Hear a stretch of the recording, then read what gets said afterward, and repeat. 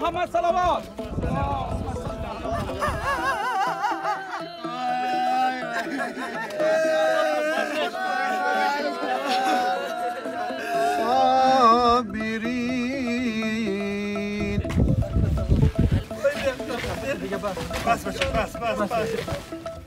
At least 100 people were killed when a suicide bomber detonated himself at a Shia mosque in Afghanistan's Kunduz.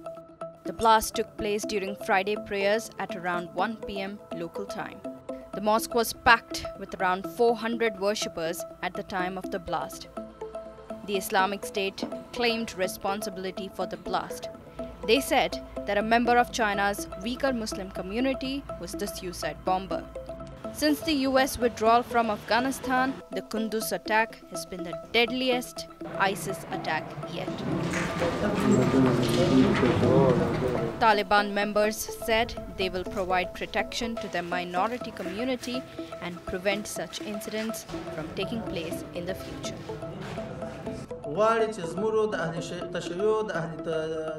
Those who did this want to create disputes and problems between our Shiite and Sunni people.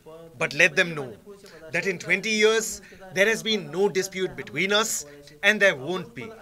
We assure our Shiite brothers that in the future, we will provide security for them and that such problems will not happen again to them. God knows that our elders and all the nation, including us, are sad. Shia Muslims are a persecuted minority in Afghanistan. The Taliban also persecuted them during their last stint in power.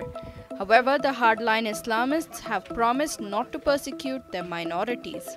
The Kunduz blast comes just days after a bomb blast was reported outside a Kabul mosque.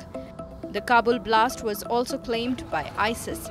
Taliban said they destroyed an IS cell following the blast.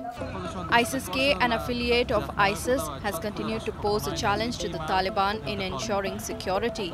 ISIS and the Taliban, though both extremist groups, don't see eye to eye.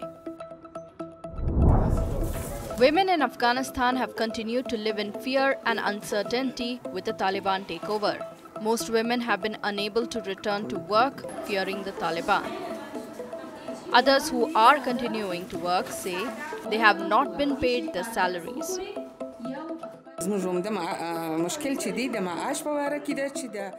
Our problem is mainly about our finances. We have not received our salary for 2 months. We run our home with our salaries, but we have no idea when we will get it. We are facing an extremely hard situation. We don't know whether we will get any salary or not if we come here and spend our day working. Taliban's last stint in power proved to be dehumanizing for Afghan women. Women were not allowed to go to work, study, and leave their houses unchaperoned. But the Taliban have promised a more moderate governance. However, there is much difference and mistrust in the Taliban's words and actions on the ground. The Afghanistan refugee crisis is only unfolding as the country is thrust into an economic and humanitarian crisis. Thousands of destitute Afghans are flocking to the Iran border in hopes of crossing to the neighboring country. The influx of migrants has increased since the Taliban takeover. Poverty and starvation is driving thousands to the borders. While some Afghans, like traders and those seeking medical aid, are being allowed to cross the border, a majority of the migrants are undocumented. Afghan migrants camping out at the border say some of their friends and companions were shot by the Iranian border police for trying to jump the fence. The United Nations has warned that a third of the country's population is facing the threat of a famine.